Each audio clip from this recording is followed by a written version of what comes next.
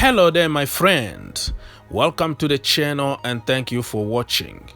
We're gonna talk about Harry Kane potential swap deal with Tammy, Callum Hudson-Odoi and Kepa Arrizabalaga.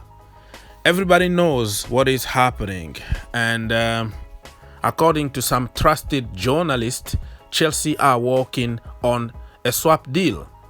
And how realistic that swap deal is, because it's not just because you want to swap players that it's going to happen. The players also need to accept they are not slaves. They have a voice. The end of the day, it's going to come down to the players to say, yes, I am accepting that swap deal or not. You can't force any player to make such a deal because it's against the law. It's against the nature and it's very difficult to happen. And can you please tell me, when was the last time that we saw a successful swap deal in the Premier League or anywhere in the world? It's always on paper, you know. People try to make some kind of stories that makes people feel good, because right now, because people don't like Tammy and they don't like Callum Hudson-Odoi and Kepa Arrizabalaga, so that is going to be an excitement for certain people. Oh, go for it, let's go get Kane right now, give them those dead wood, we don't need them anymore. But if you think about it, if you think outside the box, and this is where people don't like me, because I try to make them think, but in today's generation you have just to tell people what they want to hear, even if it's not gonna happen. But I'm gonna say it anyways. When was the last time a swap deal was successful in the Premier League? Callum Hudson-Odoi, Tammy Abraham, made in Chelsea since the age of 6-7. They've been Chelsea through and through. They hate Tottenham. Do you really think that those players are just going to say, okay, I'm going to play for Tottenham? They know they have no chance of winning anything with Tottenham Hotspurs. They hate Tottenham, like I said. And do you really think that those players are going to say, yes, let me go to Tottenham? I don't know, man. You can believe on whatever you want to believe, but people just don't learn. This kind of BS don't happen. 99.999% of the time, they are just fake news. They are not going to happen, my friend. And you're going to take your most expensive goalkeeper, Kepa Arrizabalaga, and swap with Harry Kane? Does that make sense to you? Do you think Spurs need a goalkeeper? They have Hugo Lloris, who is, you know, the World Cup winner, and they can get a cheap goalkeeper somewhere if they need a replacement or something. I mean, the whole thing here doesn't make any sense. It's a lot of contradiction when it comes to those number 9s that Chelsea apparently are going for. You know, 1 minute is gonna be Lukaku. We are going all for Lukaku now. The next minute, oh, now we are switching to Harry Kane and we're gonna do anything and everything and swap deals and all that. It's just a mess right now. But of course, this is part of business. You have to create something to make people excited so they can subscribe, they can give you likes, and you can keep the business going. But for me, guys, you have to use a little bit of common sense, because everything here is not making any sense. The only way I see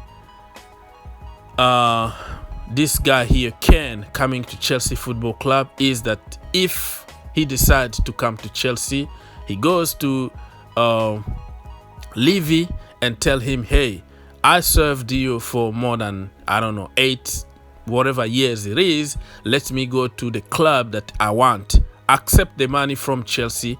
I want to stay in London because my family is here. I don't want to move somewhere.